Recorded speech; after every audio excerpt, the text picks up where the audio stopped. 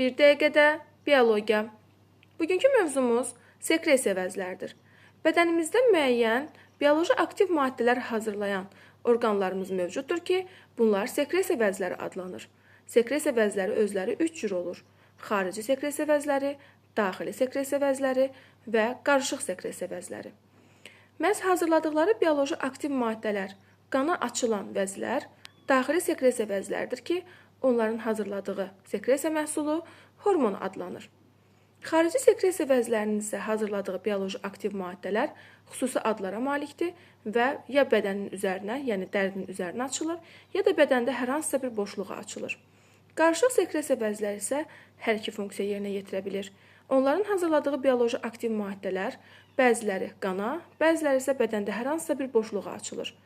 Daxili sekresiya vəzlərimizə epifiz, hipofiz, qalxana bənzər vəz, qalxana bənzər ətraf vəzləri, timus və böyrək üstü vəzlərimiz aiddir.